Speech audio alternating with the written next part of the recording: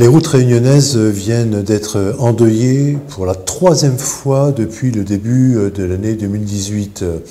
Il y a eu un mort à la rivière Saint-Louis, un autre au port, ça c'était le 1er janvier.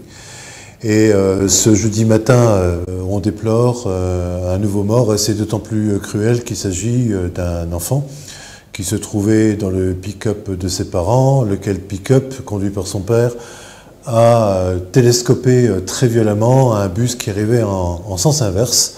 Ça s'est passé sur la route du théâtre, pratiquement à la hauteur du théâtre plein air à Saint-Gilles. Il est vraisemblable que, puisque la collision a eu lieu en sortie de courbe, la courbe a été amorcée peut-être un peu rapidement ou un peu trop rapidement par le conducteur du pick-up. Le véhicule a glissé et est venu vraiment percuter de plein fouet le bus qui transportait des passagers et qui, lui, était à sa droite. Dans cet accident qui s'est déroulé vers 9 h, sous une forte pluie, effectivement, eh bien, on déplore, outre la jeune victime, deux blessés graves, la mère et le père qui a dû être désincarcéré durant plusieurs dizaines de minutes par les pompiers arrivés rapidement sur place. Et détail sans doute sordide, mais qui en dit long sur la tragédie qui se déroulait sur la route ce jour-là à 7 h. La maman a perdu l'enfant qu'elle portait, donc ça ajoute au drame. Ça ajoute aussi au drame permanent des accidents meurtriers sur les routes, à La Réunion ou ailleurs. On a vécu une année 2017, et le quotidien le soulignait ce jeudi matin particulièrement, une année 2017 où on a eu moins de morts sur les routes que les années précédentes.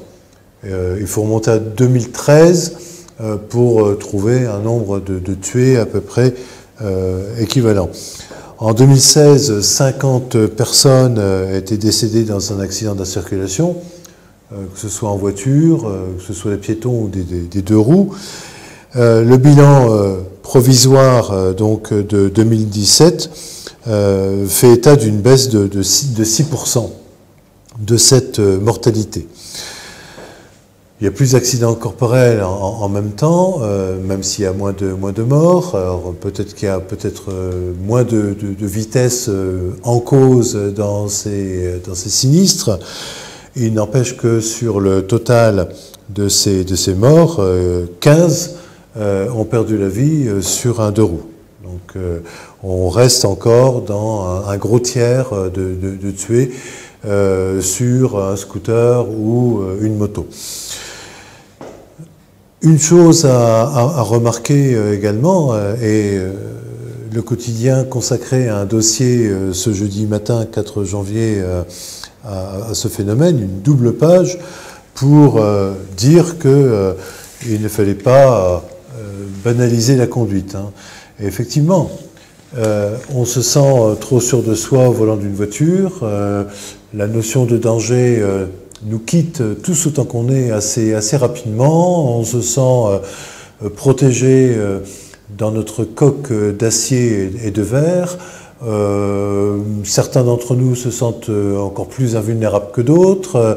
On joue les Fangio sur la route sans toujours avoir les moyens de maîtriser son véhicule, surtout si la vitesse est excessive.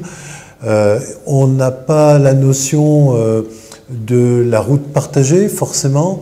On est occupé parfois avec son téléphone, parfois avec ses rêveries.